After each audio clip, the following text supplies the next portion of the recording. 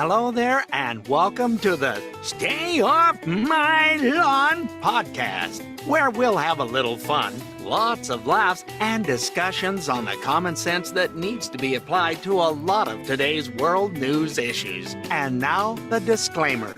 Stay Off My Lawn is not intended as legal, medical, or financial advice. Void where prohibited. No purchase necessary to win. Open to legal U.S. residents 18 or over in the contiguous 48 states. Any resemblance to anyone living or deceased is purely coincidental. Actual price may vary. Only use as directed. Not a member of FDIC. And now, here are your hosts, Mike and Richard.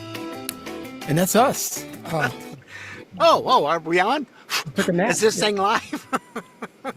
Just like the promo, this episode has been brought to you by No Dose. If you've been nodding off in meetings at work. I went to bed too late and was trying to rush around this morning. So anyway, we're all here. We're all in our places with bright, shiny faces. This is the way to start a new day. Anyway. More before 9 a.m. than most people do all day. Welcome to this week's episode of Stay Off My Lawn. It's April 28th, 2026, and this is episode 160. We're moving up on the numbers. That's right. It's 160 with a blast. That's 40 before the top of the 200 hour. So it could be, and it's 66 degrees and mostly wet and rainy outside here in Northwest Georgia. Beautiful Northwest Georgia, but it's a little wet right now. We just got cold. It was 35 this morning. Brr. I like to feel good about myself. I think all of us do. So let's start off this morning with something that should make all of us feel a little bit smarter than we do at the moment. This is Representative Ilhan Omar, and I don't believe she's still married to her brother, so I guess we can't pick on her on that. So here we go. Senator Hirono for her leadership in this work to repeal the outdated and dangerous Alien Enemies Act of 1798. The last time the Alien Enemies Act was invoked, it was used to detain and deport German, Japanese, Italian immigrants during World War XI. What was that? I think I missed 9 of them. When did that happen? Oh, my Lord. World War XI. Yeah. Sure. I mean, when you're a congressman, you're not expected to know how many world wars there's been. Come on. I think we set the bar too high, is what it is. And she's always saying things are, and that's against our Constitution. Really? Have you read it? Because you read it and you go, no, it's not. You may not have been in the same room with one very often, but because a lot of things that she says, and it was just an accounting error that you went from $30 million down to 95,000. Yeah, I mean, stuff like that happens all the time. Oopsie, did I put that decimal in the wrong place? Decimal, after the 2 commas. There's a handful of zeros in there, but other than that, nothing matches up. I have no idea. Well, I think they held their finger down and it went and put all the zeros. That happens when you treated it like her husband ordered some headphones from Amazon or something. I don't keep up with what he does. It's like that's what they'd ask Barbara. When did your husband get those new headphones? Well, I don't keep up with what he does. I mean, it's the same thing. It's $30 million. Things happen. Oh, Lordy. I feel more intelligent right now than I ever have. Intelligentsia feels like it's gone up 40% at least. Well, I'm not quite that high. We'll call it 30 and say it's a good day. It might be a soft G. Intelligentsia. I don't know. I don't know how that works. It may not even be a word. So we'll have to. Some lasagna or whatever that lasagna. Yeah, lasagna with some cannolis. Cannolis, especially with the chocolate chips. Ooh. That's a Liberty Mutual commercial on TV right now. Yeah, it's hilarious. Speaking of commercials, the one I really like is the one that's out right now is Progressive. And normally I don't like the flow ones, but I do like the ones where, the guys are turning into their parents and the people I love that series. But the other one is is your passive progressive. The guy's at his family reunion. He's like, oh, you can add Sarah here. He goes, oh, it's Julie. He goes, oh, that's right. Sarah's the one your mom liked. Hi, Julie. And it's like, it's fantastic. He's just so mad that everybody's saving money except for him. It's ridiculous. But anyway, I like those. Those crack me up every time. I've seen it 100 times. I still laugh. I know. But that's probably because of my low IQ. Well, I look at the Liberty Mutual one because what a great example of AI isn't going to do that. You know, he says lasagna and she says, oh, with some cannolis. And she's her eyes and she's all excited. It's a dating couple and they met on the That's bench. right. They're sitting in front of the Statue of Liberty in the background. There you go. Yeah. Yes, and it's like, AI doesn't do that. No. I'm sorry. It doesn't get that comedy timing and the words. I'm sure they may have been just screwing around and having fun, and that's what came out. Who knows? I think he's the original Liberty Bibbity guy, and that's where they brought him back for this. It's fantastic. It's fantastic. Yeah. Okay. Anyway, enough with the commercials for a non-sponsor. We'll be sponsored. Honest, we'll do it for you. Speaking of commercials, I recorded one yesterday. It's a promo for a concert series in the UK by the Temptations and the Four Tops. That's always fun. I like. Are they wheeling them out? Yeah, I guess so. I mean, they're 146 years old, but I mean, they're still singing. Are they good chair dancers now? That's why they got the old guy out here just telling him, come on out and, bring your scooter and we'll have a special spot for you. You're having around? In the UK, they're doing a tour. So, I mean. Oh, God, we're off track today. Sorry, folks. I don't even see the track right now. California has proposed a 5% wealth tax. This is going to be supposed to be voted on in November. Isn't that something new? I know they've talked about, remember they talked about some years ago, they were talking about since when everybody started leaving California during the whole COVID fiasco, that they were going to try to tax people that, like a leaving tax. I don't know, it was Rocana or somebody. Tax, yeah. Yeah, an exit tax, yeah. Yeah, well, it's making a comeback. It's trying to go through their legislature. It's trying to go through in Illinois and New York. They're all trying to do the same thing. This is going to be what is the one thing those three have in common? Oh, let me think. Socialism? Could be. No, I think it's democratic socialism. That's way different. Sure, it's a turd with sprinkles on it. I think you told me that meme the other day. Socialism's a turd, and then so democratic socialism is a turd with sprinkles. So it's like it's much better. Anyway, it's going to be a one-time tax on the network of billionaires residing in California. It's aimed at funding healthcare and other public services. Of course, it's never going to illegals. It's never going to happen like that. But anyway, it's only set to apply to people worth over $1 billion. So you got to think about net worth, and I'm trying to remember if this is. Let me check my account. I need to see how close I am to that. Yeah. I don't have to worry about it. I got to check my couch cushions, but we'll see. But there's about 200 billionaires in California. This is supposed to be only to them. I think it's going to expand past that, I would imagine, because it's never as they say. But it's going to be on privately owned businesses as well as individuals, intellectual property and businesses, patents, collectibles, baseball cards, and of course, artwork, all kinds of stuff. Baseball cards. Baseball cards. I guess they can be worth a lot of money. I don't know. But that's what they're saying. So we'll have to wait and see on that. I think you can't.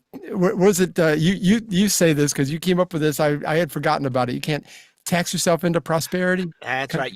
There has never been a country that has ever taxed itself into prosperity, and that was done by our favorite gentleman from the Great World War II Premier.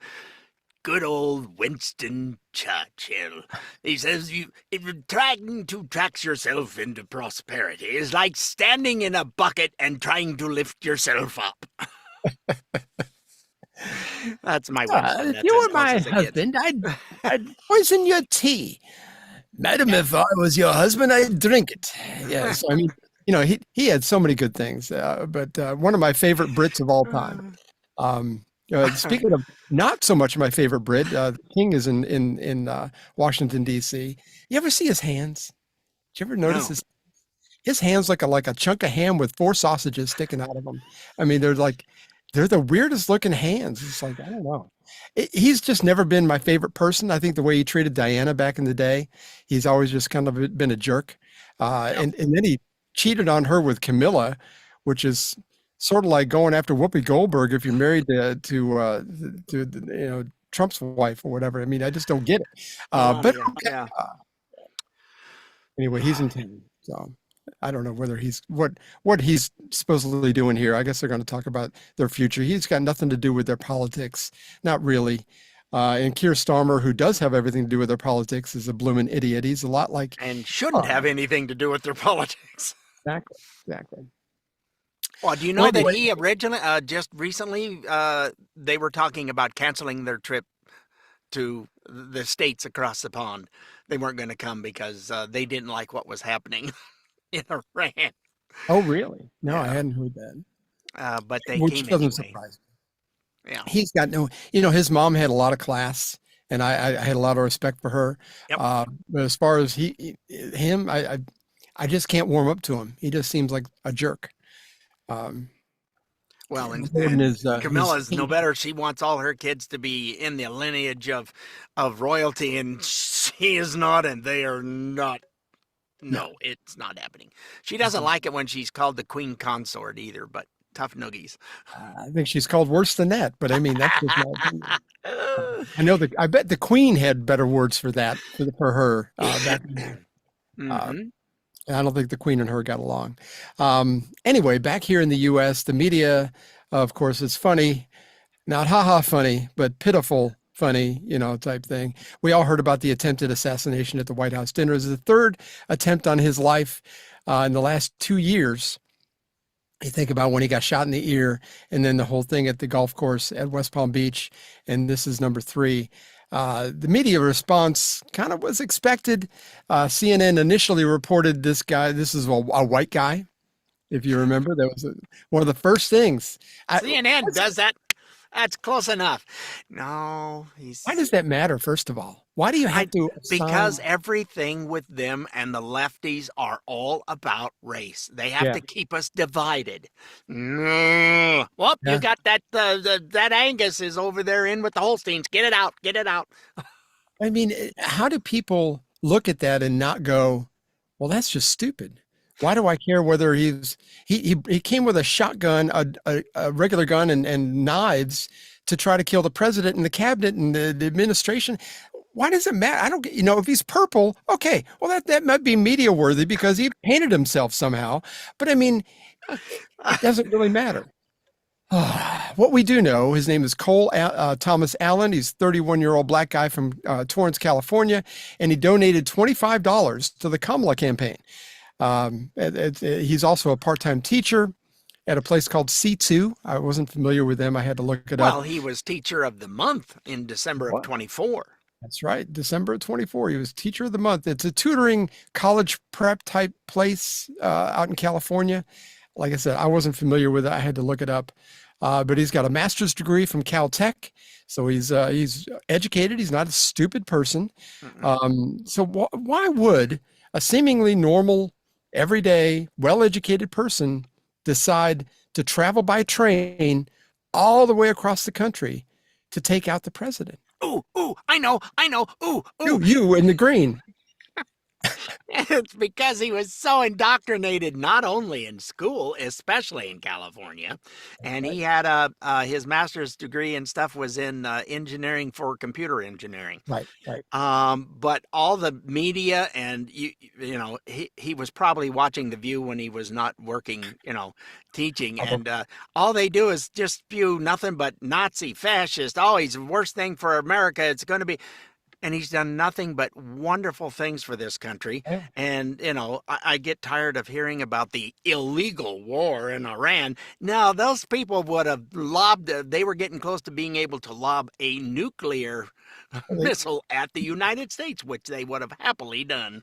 They easily forget the whole thing that Obama bombed Libya for like 37 days, something like that. Nobody said spit. I am so sick and tired of the liberal media is in the pockets of Democrats, and they've got to put that Smith-Mundt Act back in because it's nothing but flat out and out lies and innuendos that no, you can't. No. I don't know whether we get to that or not, but I was reading about that yesterday when I was putting the show together.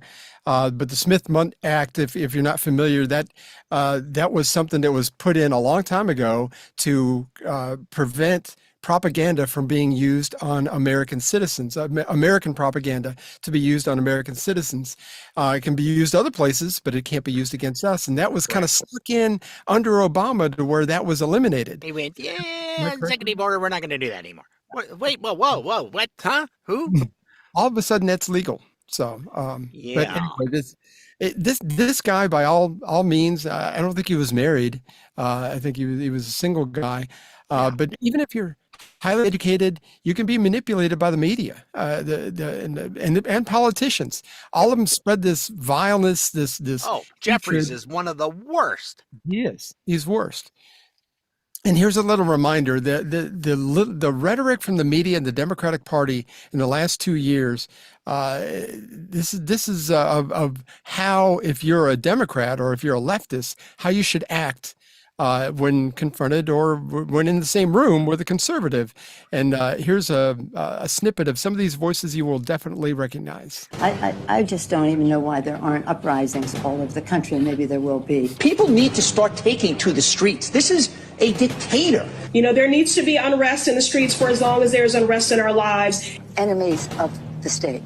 Show me where it says that protests are supposed to be polite and peaceful. When they go low, we kick them. How do you resist the temptation to run up and wring her neck? The biggest terror threat in this country is white men, most of them radicalized up to the right. I thought he should have punched him in the face. I said, even if you lost, he insulted your wife. Yes. He came down the escalator and called Mexicans rapists and murderers. He said, well, what do you think I should have done? I said, I think you should have punched him in the face and then gotten out of the race. You would have been a hero. I'd like to punch him in the face. I said if we were in high school, I'd take him behind the gym and beat the hell out of him. Punch some people in the face! When was the last time an actor assassinated a president? They're still going to have to go out and put a bullet in Donald Trump, and that's a fact. Where is John Wilkes Booth when you need him? I have thought an awful lot about blowing up the White House. A Missouri state senator is under investigation by the Secret Service after saying she hopes President Trump is assassinated. I will go and take Trump out tonight. And if you see anybody from that cabinet in a restaurant, in a department store, at a gasoline station, you get out and you create a crowd. And you push back on them. And you tell them they're not welcome anymore, anywhere. And sadly, the domestic enemies to our voting system and our honoring our Constitution are right at 1600 Pennsylvania Avenue. They're not going to stop before Election Day in November, and they're not going to stop after Election Day.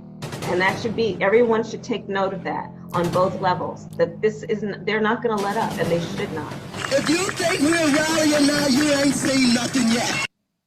See, and it has nothing to do with IQ or intelligence level or education level. You just have to lack common sense or lack some kind of moral center. And I'm not claiming that I'm the most moral person in the world, but I do try.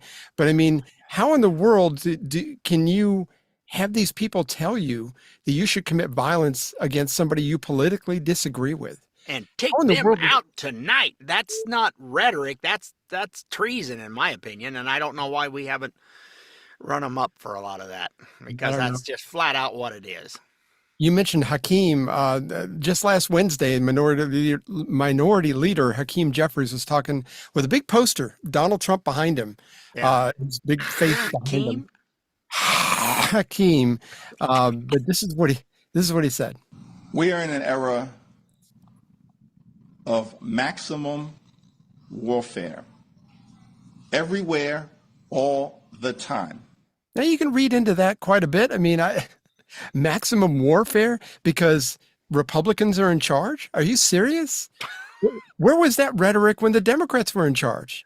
I didn't like the way Obama ran the country. I think there was some evil inside of him. I think I've always thought that way about Biden, even when he became kind of like oatmeal for brains. I mean, I didn't respect him, but I never had hatred in my heart for either one of them. No. Or for Bill Clinton, for that matter. I think Bill Clinton probably would have been fun to listen to at a party. I mean, he probably had some fun stories. I mean, just because you don't agree with somebody politically, and I couldn't disagree more with either one of them, I didn't hate anybody. Now there was a kid on I don't know, it might have been either. I'm not on TikTok, but they get them pushed onto Instagram, and was saying, well, it's going to be the red states against the blue states, and I wouldn't want to be in a red state because it'll be their demise. And all the comments were, have you seen what the blue states are like? And it's not the entire state, chuckles. No. The states have a city, and that's it. Everything else is red, except for the metropolises where people... Even New York is like that. Yep. Most of New York State is red. Yeah, upstate New York is all 100. They're all farmers and stuff, upstate.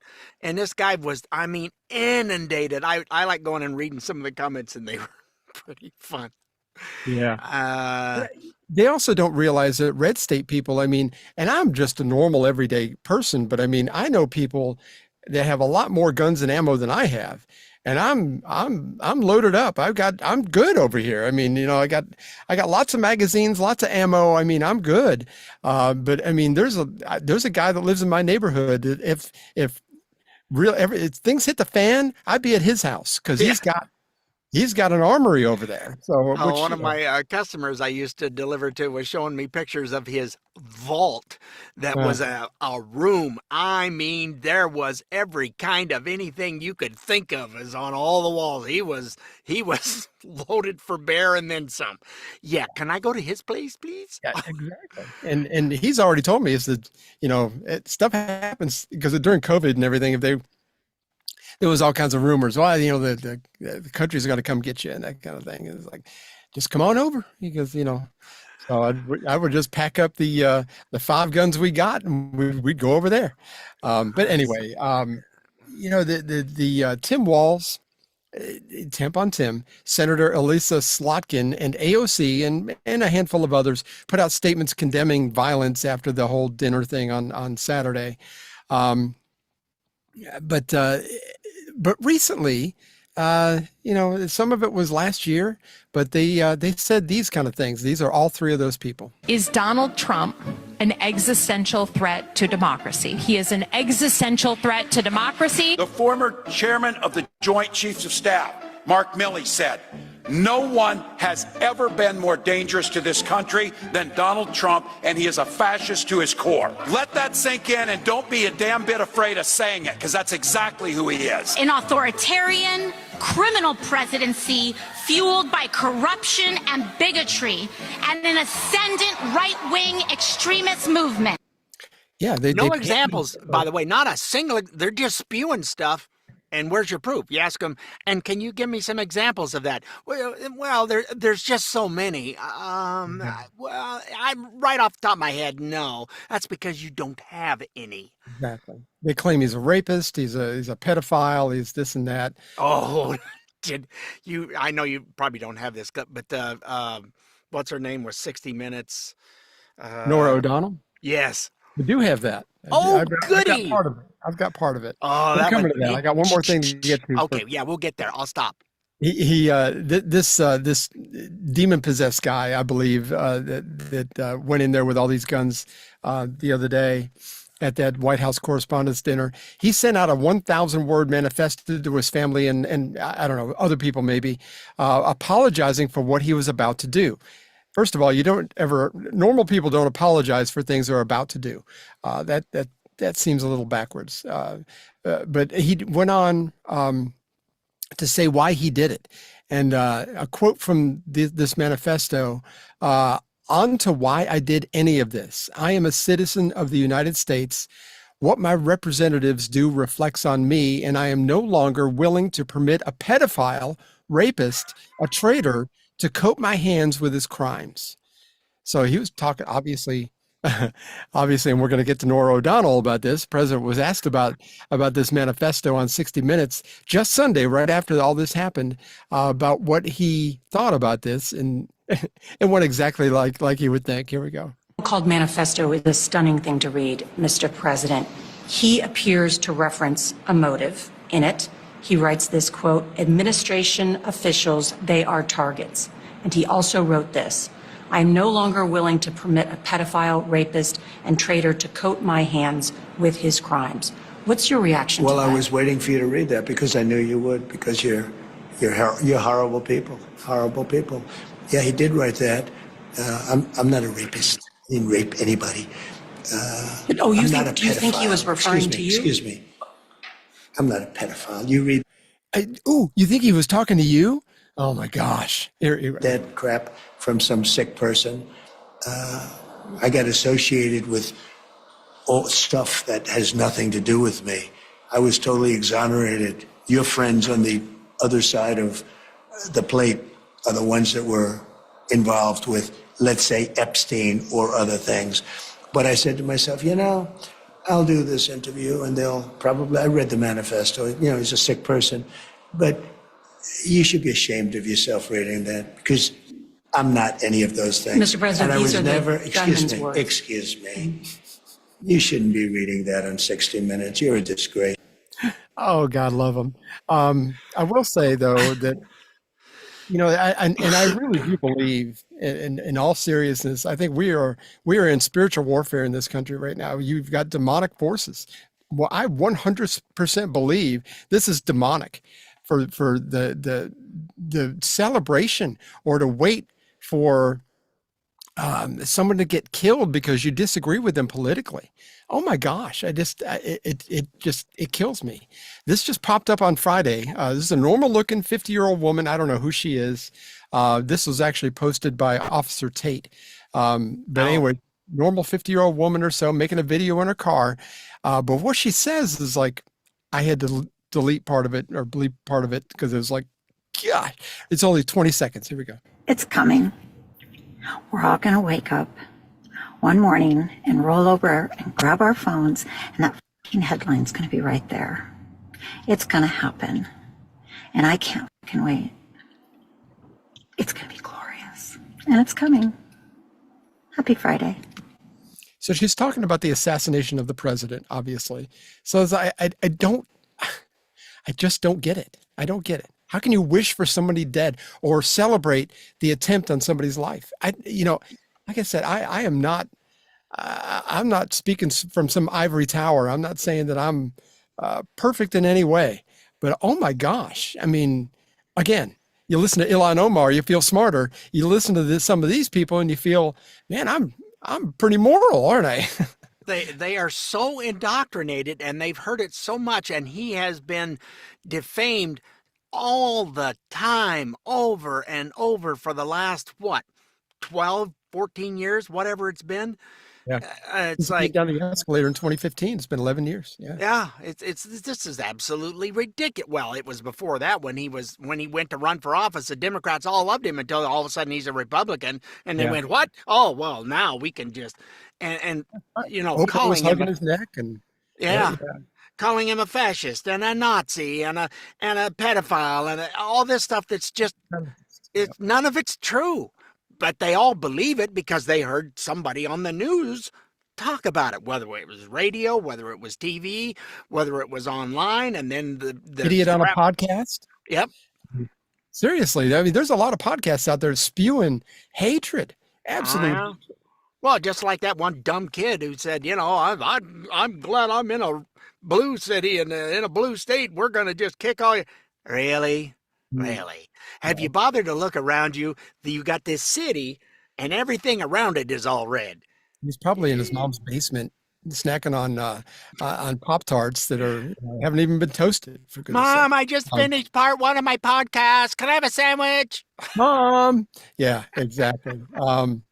Clay Travis was there at the dinner, and he was talking about, he actually took some pictures of the protesters that were outside. And there's a picture of this two people holding signs out there, big pink signs. One says "Death to all of them," and the other one says "Death to tyrants." So I'm like, these are death. I mean, and this is why we have such a problem with abortion in this country, because there's no sanctity of life. There's no caring about the life of another person, whether it's a baby in the womb or whether it's a grown human being. If we don't agree with you, these politicians and these media people are telling me that I should hate you and I want to wring your neck and I should take you out back and beat the heck out of you. I don't get it. I'm flabbergasted. The last big deal with the No Kings rally, if you watch any of the stuff that people that have been putting it out there, it's our age, my age, that what did they say? It's boomers reliving their no more wars in Vietnam crowd. Yeah, okay. So they're, you got the hippie crowd that's now retired and they got nothing more to do. Well, let's go exercise at a rally. And you can see it too, because most of them have colored hair and they got nose rings, look like they're going to, that they pull them away from the buffet. And, I mean, it's just, and of course, and that's the late 4:30 buffet. Yes, exactly. They got to eat early because, I get the heartburn. But anyway, I can't get my brain around how this guy wasn't shot though. You think about the Secret Service needs to go to the range a little more often. You shot 5 times and didn't hit a thing. I know there was at least 3 shots, but I mean, and I don't know whether was there 5. I mean, the last thing I heard that the people that were there, they said they heard 3, but the one Secret Service guy got shot in the vest. He's okay. He's been discharged as far as I understand. Because, you get shot in the vest, it's not like on TV, it bounces off or gets absorbed into the vest and you're fine. No, I mean, it could bruise your ribs. I mean, it can cause you a lot of physical harm. I've known people in the military that have kind of go through training where they get hit in the bulletproof vest. So, I mean, and speaking of that gentleman, our favorite gal that we watch that does all the things with, she has a deal that we both read. All of a sudden, her name just went out of my head. You're thinking of the tech lady? Is that who you're thinking of? Yes. Oh my gosh. Anyway, his phone was underneath the vest in his pocket, and the bullet hit so hard that it kept from really hurting him any worse than it already would have, but it hit against his phone and it stopped it from. It shattered his phone, but Kim Commando. Golly, I just read her thing this morning. It's like, wow, that's amazing. But yeah, I mean, that really can put you in the hospital. That could really hurt you. I mean, it's just not like on TV. No, well, and he was only shooting a 38. Now, if it's somebody with a 44, it'll knock you on your keister, and that's the ones it'll bruise, break determine ribs. What kind of bullet hit him? He had a 38 is what his pistol was my understanding. But I don't know if he ever, I mean, the video cuts it off. Oh, it was a shotgun of some sort. He had some kind of shotgun. He supposedly had buckshot in it. I'm assuming a 12 gauge, but when he got tackled, his shirt was gone. I don't understand what happened there. But I mean, there's a gap in that video of how, but I just don't, something needs to change, whether it's the training of the Secret Service or whether it's, and I'm not saying that they didn't do their job. I'm just saying that, something needs to change. These people's lives are at stake, and there's never been more threats against, especially the administration that's in there right now. I think they were counting an assassination attempt number 4 when that Looney Tune down in Florida at Mar-a-Lago had a shotgun and was trying to get in. Trump wasn't there, but I think they were counting that as that's what he wanted to do. That was number 2, right? No, that would have been the 3rd one, and this one would have been the 4th one. It was, you had the first one was at Butler, and then you had the guy on the golf course, and then the nutbag in Mar-a-Lago, which Trump wasn't there, so I don't know what the hell he was. The nutbag in Mar-a-Lago was the golf course. No, that was, I thought he was at the golf course up near D.C. at the time. But Okay. I I might have mixed it all up.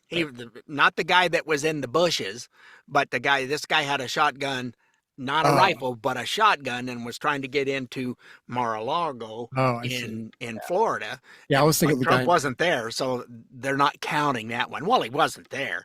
Yeah. It's still somebody trying to do some harm.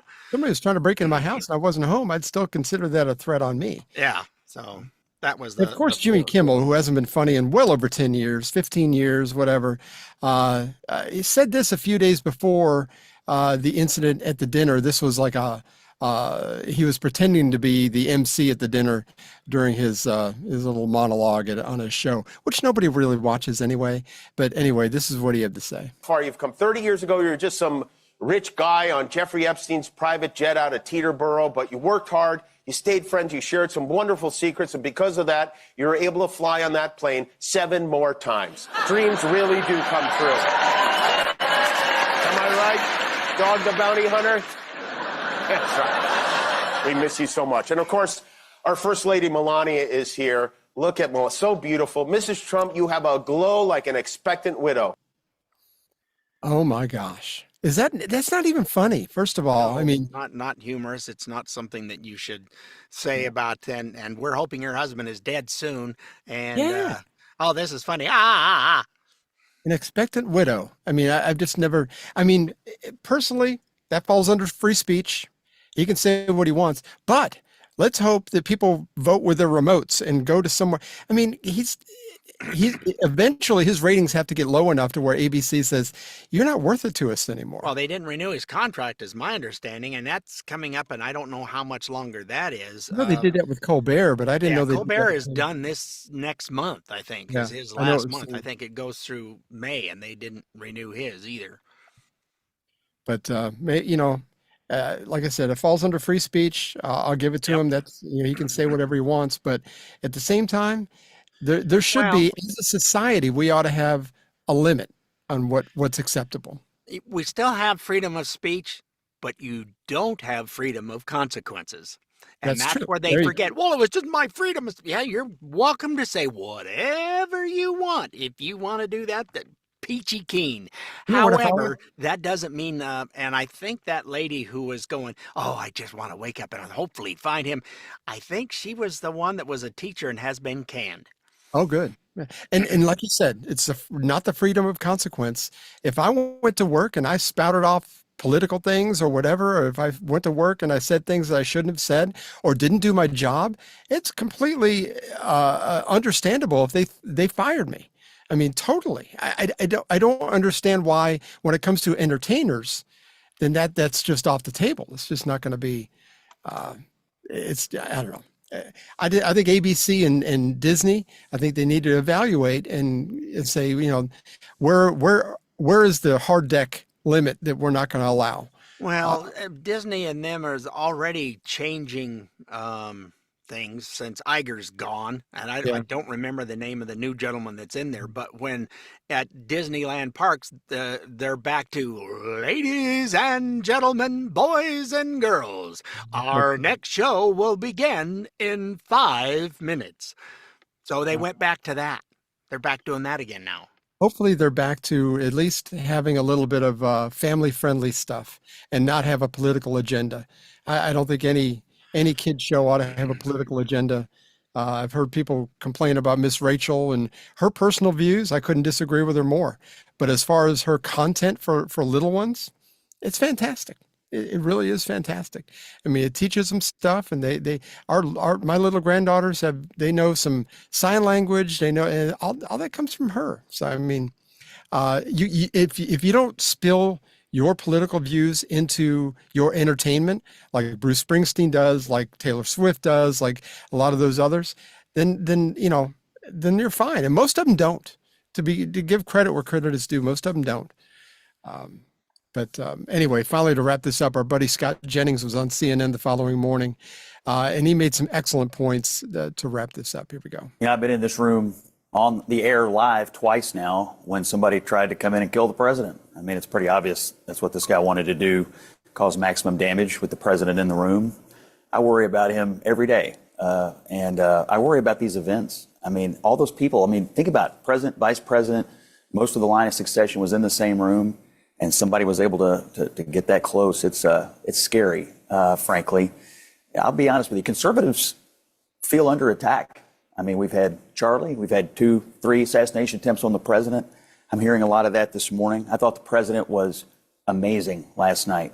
The guy's unflappable. He goes to the White House podium and struck the exact right tone. His rapport with Wei Zhejiang, the head of the White House Correspondence Association, was excellent. I think, they had all gone through something together, and the way he handled it was right on, in my opinion. Final issue for me, law enforcement. These guys are heroes. The guy who took a bullet is a Secret Service agent. He's going to be okay. We're not paying these guys. It's outrageous. 70 days, the Department of Homeland Security with the Secret Service tucked under there, unfunded. It's outrageous. And the people who've got it shut down right now ought to think long and hard about that night last night. And, what that means to a cop who has to show up and take a bullet. Every American ought to be outraged by it. I couldn't have said it better. He knows what he's talking about. And I had forgotten about them not being funded. Those guys were out there without pay. Actually, the Secret Service detail that is under Trump is being paid, but they get if they have to travel and have expenses, they have to put it on their own personal credit cards because they're not being reimbursed. I'm real smart. I like my WW11. I get reimbursed every time I sit down. I don't know. I can't. My knees don't work. My mouth don't work neither.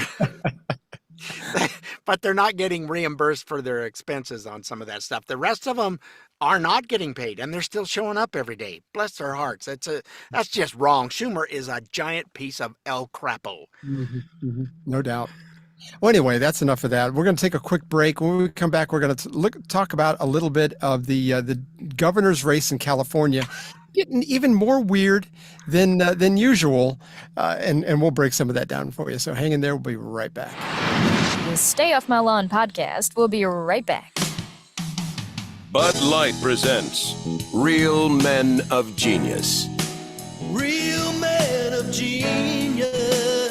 Today we salute you, Mr. Bass Plaque Maker. Mr. Bass Plaque Maker. Only a true artist like yourself can turn 5 pounds of dead fish into a work of art. And no fishy smell now. In your capable hands, we know that our trout will never look trashy. Our crappie, never crappy. Never crappy. Thanks to you, we can say, I caught this bass. What have you ever done? Tell me now. So crack open an ice cold Bud Light, Mr. Bass Plaque Maker. Because while a trophy wife may grow old and wrinkled, a trophy bass can now remain forever young. Forever young, forever. Bud Light Beer, Anheuser-Busch, St. Louis, Missouri. I can understand the crappy crappie mixed up because if you look at the word, it looks like crappy. So, I mean, okay. I love the female chorus at the end. Usually it's the other guy doing, and it was the girls singing Forever Young. Oh, cracked me up. Sorry. It's good I stuff. never get tired of those. Those are, and that announcer who's telling you everything. By gum, this is the best stuff ever. Absolutely. Oh my gosh. Yeah, I think we've only got maybe about 7 or 8 of those left. We'll just start them over again because I've forgotten. I don't remember. Start it all over. And thanks again to Marty who sent that to us. Yeah, bless his love. What did we get, like 45 of them or something? Like that. It was quite a bit. We got a potload of them, and they just aren't getting old, and they're still relevant today. They are. They're from the 90s, if I remember right, the early 90s. I think so. And some of them are dated because they're talking about cell phones and stuff, and there was brand new technology. But yeah, for the most part, you can't tell. So yeah, pretty good. The leader on the Democratic side of the governor's race in California is a guy named Tom Steyer. I had never heard of this guy previously, but he's running an ad out there that's getting some attention. Oh, this is the billionaire guy. Yeah. And he was there in white tennis shoes that just stood out like a sore thumb while he was at the governor's debate. Yeah. The wife went, Is he wearing tennis shoes? I And said, speaking of yep. speaking of the '90s, those were white Nikes from the '90s. It looked like. I mean, he's probably been in his closet for 30 years. Anyway, here's what he's saying in his ad. It's happening on streets all across our country. Trump's ICE agents profiling and kidnapping our neighbors. It's outrageous, it's un-American, and it's illegal. I'm Tom Steyer. If Trump's ICE agents break the law, we will prosecute them, just like anyone else. And if their leaders direct them to break the law, we'll prosecute them too. ICE is broken, so abolish it. No masks, no secret police. I'm Tom Steyer. If you come to California when I'm governor, you follow our laws. Secret police. Oh my gosh. I mean, let's be dramatic if you can be. You know, it's like you're just showing your estrogen is what you're doing. What is in the water out there? I don't know, but again, nothing but propaganda BS. Oh, it's not legal. Yes, it is, and that's a federal, folks, and you have no jurisdiction over them, Clyde. I got 2 words for you, Tom. Supremacy clause. So go with that. But here's how the NBC affiliate in LA reported on it, and they actually bring up the supremacy clause. So. Now, Decision 2026 says one Democratic candidate for governor is out with his immigration platform, and it is not without controversy. NBC4's Robert Kovacic following this for us from the newsroom, and he has reaction. Robert. Carolyn, this is drawing a lot of attention. Consider 10 million views on X of Elon Musk's one-word response to Tom Steyer's platform, wow. We travel tonight to downtown Santa Barbara, where Tom Steyer is not backing down. ICE is a criminal organization operating in California. Unfortunately, the governor of California, as much as I'd like to, doesn't get to abolish ICE. Candidate Tom Steyer tonight speaking to NBC4 after a town hall in Santa Barbara, saying he wants California to have the ability to prosecute and possibly imprison ICE agents. But they can't run wild in our streets. They can't be allowed to do racial profiling. They can't be allowed to commit violence against Californians. Steyer's immigration platform published today on Substack how California can put ICE in jail. It details that the state must stand up to the federal government and, quote, fight fire with fire, taking on ICE, quote, the same way we took on the mob. And we're going to stand up for those rights in every instance and insist that they obey the laws of California and that they obey the laws of the United States, which they do not do. The U.S. Attorney for the Central District of California, Bill Isaley, telling NBC4 tonight, I'm not going to comment on a wannabe politician's desperate attempt to get attention. I simply refer him to the Supremacy Clause of the United States Constitution. That clause, meaning federal law, prevails. Steyer's response? We have a criminal organization insisting that it has a right to be a criminal organization. No. So you're a criminal organization if you're enforcing immigration laws? Really? And by the way, there was a comedian on Gutfeld 2-3 weeks ago, something like that, that said they need to change the name to the National Immigration Customs Enforcement. Nice. And Trump recently on Truth Social said, you know, that's not a bad idea. So he's actually going, I saw that and I'm taking that under consideration. All they got to do is add, why not? What are you going to do? Let's go nice. Get rid of nice. I'm against nice. That's right. How are they going to protest that one? Yeah. It's not going to, yeah. They will. They'll find a way. I'm sure they will. It'll be N-ICE, you know, whatever. But I like that. It's like it's going to say nice all across the back of their I like stuff. Yeah. I didn't see anything wrong with it at all. When I heard it, I went, you know, that's not a half bad idea. And Trump apparently liked it too. I would buy one of those jackets because I put on my ICE jacket whenever I go to Home Depot in the morning. So, I mean, a lot of times just to kind of watch what happens. The parting of the ways and everybody let you in without it's any like issues. the Red Sea in front of me. It's really weird.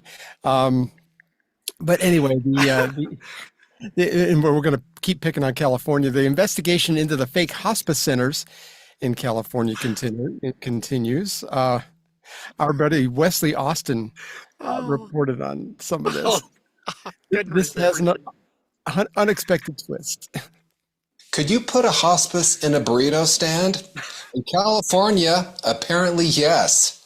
You'd be amazed at how many hospices the door you can walk up to in California and there is nobody there. There is 5 months worth of mail that you can see stacked up from CMS and nobody's there.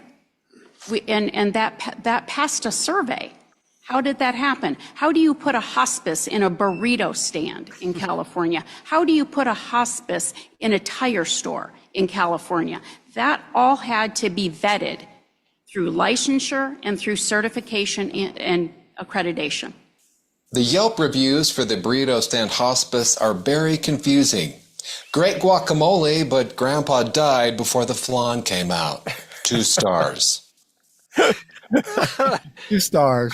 Oh, wow. Oh, man, we love Wesley Austin. His stuff is just, when you see it, it's like, okay, what's he doing? That little smirk in the side with his head to the side going, really? And I saw another news thing that there was one in a gas station as well.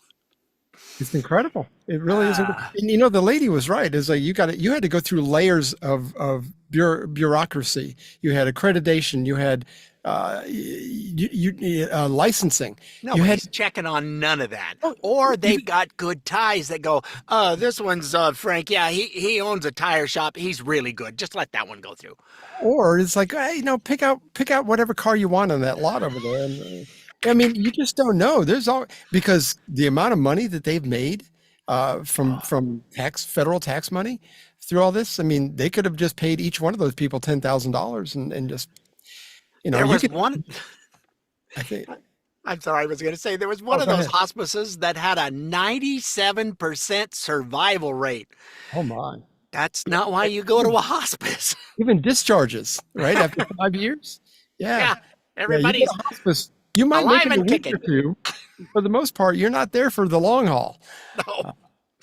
Wow, can I send Grandpa to the one with 97% survival Yeah, rate? I mean, because they're doing I don't great want to work. send him there because he's got quite a savings account. Yeah. Anyway. Oh Lord! Oh, thank you, Wesley. That was just too precious. It was really, really good. Yeah, and I love the Yelp review. He added that. That was just like that was perfect. Passed away before the flan could come out. Oh, well, how long have we been told as a society that the biggest threat to our country is white supremacy? It's been at least since Biden took office, probably a little bit before that. Yeah, and white privilege, and the wife and I keep looking. I mean, we've looked in closets, we've looked in the trunk, we've looked in the glove box. We can't find any white privilege. Yeah, there's none there. And most of us are kind of bewildered. It's like, what? Anyway, the Southern Poverty Law Center, mostly. Yeah, we've got to get back to that Southern Poverty Law Center where we are doing wonderful things for hate groups, like keeping them alive. The kids call it SPLC, but anyway, they were indicted on 11 counts of wire fraud, false statements, and to a federally insured bank, and conspiracy to commit concealment money laundering for allegedly misusing over $3 million in donor funds to pay informants associated with violent extremist groups, including the Ku Klux Klan. Now, why would the Southern Poverty Law Center, which is a civil rights organization, pay the Ku Klux Klan anything? You got to keep things stirred up so you have a reason to exist. Come on.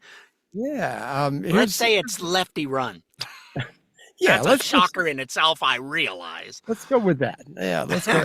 This is how Fox initially reported on it. It wasn't just Joe Biden. It was members of his administration warning us then, as an extrapolation, that the greatest threat to national security was white supremacy. The top domestic violent extremist threat we face comes from racially or ethnically motivated violent extremists, specifically those who advocate for the superiority of the white race. Now, you would think with that narrative driving the media in almost every piece of coverage and driving the prior administration that now this new revelation would be, in turn, all over the media. But no, take a look at what's happening. Right now, NBC Nightly News, ABC World News Tonight, CBS Evening News, pass, no interest, despite the timing, despite the scale. And if you even turn over now to MS Now, that's formerly MSNBC, it's not the SPLC that's on the side of racism. It's actually those investigating the SPLC. Yeah. They had the acting attorney general was giving a press conference on this, and somebody, well, are you saying that that they've been accused of? He goes, I'm not saying it. They've been indicted by a grand jury. What part of that idiot didn't hear, I don't know. But so they were trying to say, are you accusing my favorite Southern poverty law center of 11?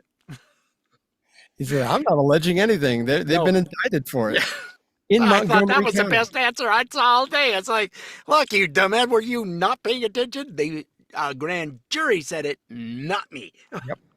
And that's, if you've ever been on a grand jury, that there's a lot that gets involved. There's got to be some pretty good evidence. Yeah, he had no follow-up questions either. He kind of went, oh, oops. Jesse Waters from Fox actually went a little more in depth, and this is how that went. For years, we were told white supremacy is the greatest threat to America. Turns out the ones calling the shots were full of it and just got indicted. The Southern Poverty Law Center is a tax-exempt nonprofit, a charity that spent decades tracking down hate groups and suing them to the ground. They put out these hate lists. The media uses the lists to call people racist. Banks use the lists to decide who gets accounts and who doesn't. Tech companies use them to kick people off their platforms. Turns out they're the Jussie Smollett of nonprofits. They claim to dismantle hate, but they just got indicted for funding it.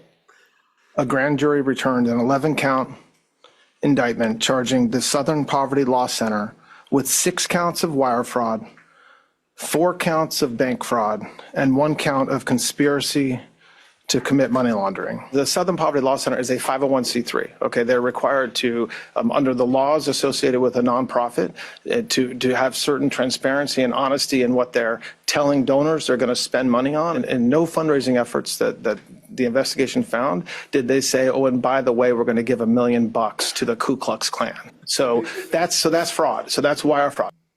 So anyway, that was Todd Blanche. If you're not familiar with that voice, he's the acting attorney general. And it came out the whole Charlottesville situation from some years ago was a setup by the SPLC. I mean, they've found all kinds of stuff. And by the way, since we're talking about finding all kinds of stuff, I just saw yesterday that come summer vacation for some of these kids that are in school and stuff, they're getting the gang back together again for Doge is making another run at things this summer. Really? Oh, yeah. Well, good. And they think they can hide this stuff, not from these guys who know how to. Yeah, I thought looky what he did. I thought Doge continued for a while after Elon left. It did, but they're going to go hot and heavy at it again this summer is my understanding. And that's what I assume. It's kids from college that are on summer break and want to be part of that, So. Well, according to the indictment, real quick, the people who got paid by the SPLC groups that is listed in the indictment was the Ku Klux Klan, the United Klans of America, Unite the Right, the National Alliance, the National Socialist Movement, the Aryan Nations, and the American Nazi Party, the National Socialist Party of America, and the American Front. So Google any of those and look up. It's perpetuating the idea that we have a white supremacist problem in this country, which we do not. I didn't even know the Aryan Nation still existed. I'd really not heard of a few of these, but I mean, doesn't mean they're not out there. Yeah, but I mean, I've lived in the South most of my life, almost all my life, and I've not seen a lot of this stuff in practical every day. I mean, other than what some of the media is reported on, and yeah, every once in a while, when I lived in North Carolina, they had some marches and stuff once in a while, and it was back in the 80s. But since then, no, things have gotten a lot better in this country. I don't understand why it's so bad to admit that we're getting better. We're the least racist country there is in the world. And they all say, oh, America's blah, blah, blah. Really? We are the best nation in the world currently, still are, getting better. And have been for 250 years. You hate this country, go somewhere else. Exactly. Exactly. We need a palate cleanser, though. Oh, please, yes. This is a Paul Harvey Rest of the story that Richard sent to me, and I was absolutely, my gob got smacked. We'll put it that way. But this is a story that not very often reported, if ever. But this is a Paul Harvey story, so there's got to be some veracity to it. So enjoy, sit back and enjoy this story about, was it, according to Ilhan Omar, this would be WWII. So here we go. The rest of the story. The war to end all wars did not. By 1938, Germany was again manufacturing war supplies and was in the process of building a powerful army. But the British-French allies, remembering well how trench warfare was waged, produced tremendous fortifications along the German border, and to the extent that they could, relaxed. But Adolf Hitler recalled the same World War, and he also remembered how it ended. And so, determined to avoid a repetition of history, the Führer delved into his German library of combat strategy and produced what was to become his secret weapon, a seemingly unbeatable formula for bringing Europe to its knees. France and England, much to their horror, came to know it as Blitzkrieg, in English, lightning war. But this is the rest of the story. In 1923, Hitler's favorite military strategist described his concept as the expanding torrent. He wrote that a flooding stream in nature does the same thing. It seeks its own level, penetrating and circumventing all obstacles in the water's path. Applied to warfare, that example is realized thus. Do not concern yourself with your enemy's strengths, particularly his strong positions. Instead, seek the path of least resistance, hammering again and again on your adversary's weakest point. To make Blitzkrieg succeed, the watchword is speed. Gone was the old notion of digging in and slugging it out back and forth between trenches. This new kind of combat required a constantly moving front, quick rolling tanks, hard-running infantry, hip-shooting air force, and always hit 'em where they ain't. Hitler was utterly convinced of the concept's validity, and so he took this author's work down off the shelf. He took this author's work off the shelf and put it into action, and history records its effectiveness. The French were thoroughly prepared along their border with Germany, so the German army poured in through Belgium instead. Now the Nazis were in France, but the British and their continental comrades were determined to repel them. They put up a tremendous struggle, and yet where British and French forces struggled the hardest, the Germans ignored them. Instead made sweeping end runs, struck swiftly where the Allies were weakest. The speed of the German army and the decisiveness of its victories threw Europe into panic.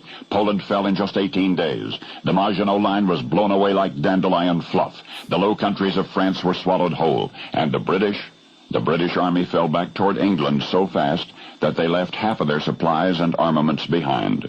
And that left Great Britain exposed and alone. The continent had gone under in less than 6 weeks' time. And now England was a sitting duck. And in a sense, the British had only themselves to blame. I said, in a sense, the British had only themselves to blame. For the military strategist upon whose strategies Hitler had staked everything was an author named B.H. Liddell Hart.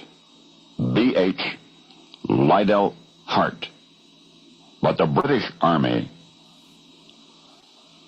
was not to heed Hart's words, even though he, Hart, the man who handed Europe to Hitler, the man who brought World War II to England, was very, very English.